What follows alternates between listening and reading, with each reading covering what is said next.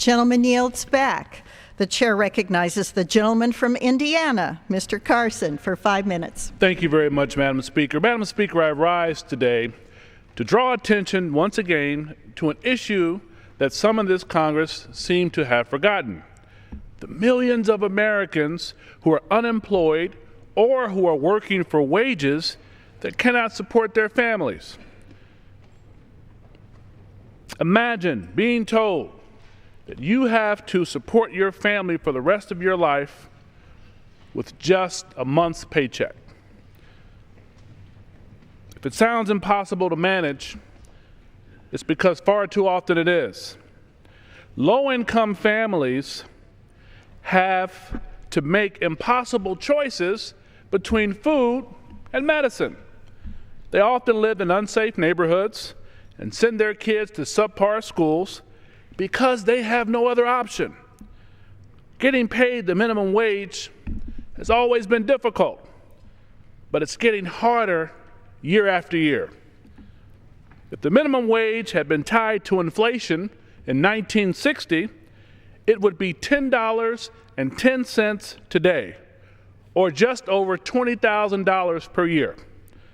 Now, someone making this today wouldn't be wealthy, but working full-time might at least allow them to make ends meet. For me, this is what our country is really all about. If you work hard, you can build a life for yourself and your family. Madam Speaker, this is why I am a very proud co-sponsor of the Fair Minimum Wage Act, which finally raises the minimum wage for millions of Americans. Now, unfortunately, some of my colleagues oppose this very bill, claiming that raising the minimum wage should be a state-by-state decision. Now, that's fine if your state chooses to raise its minimum wage, but if not, your constituents are no better off. They're still making $7.25 an hour. So I have just one question. If you're a well-intentioned, patriotic Republican who wants to leave the decision up to the states, are you prepared to explain to your constituents why they are worth less to you than the people who cross state lines? Now, for my part, I do not want low-wage Hoosiers to make less than those in other states just because our General Assembly decides not to act. Of course, I understand the argument that some people may work fewer hours and some may even lose their jobs. This may be true, but it's important to remember that we have raised our minimum wage in the past. And in the past, the very same argument has proven itself to be untrue. So I'm very optimistic that American employers, and particularly Hoosier employers in my congressional district, will do what they can to weather a minimum wage increase without letting folks go. Now, unfortunately, this is not the only unnecessary struggle Congress has laid on America's low-income families this year. Today, our well-intentioned, patriotic Republican leaders continue to block an extension of emergency unemployment insurance.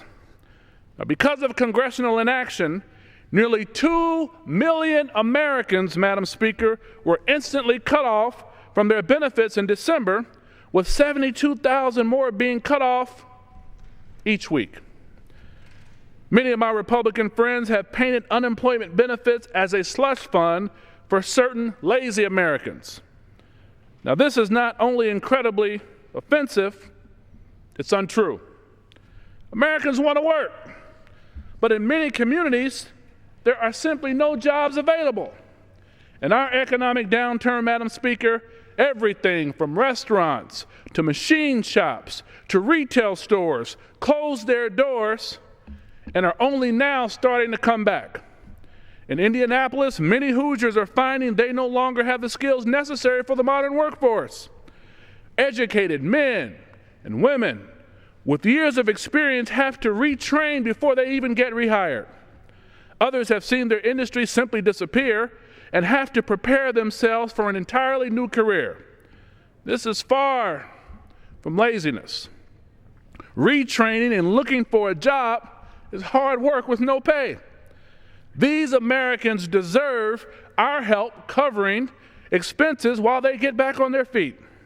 Madam Speaker, my good House Republican friends have yet to bring a real jobs bill to the floor in the 113th Congress, instead focusing continually on deregulation and repealing the Affordable Care Act.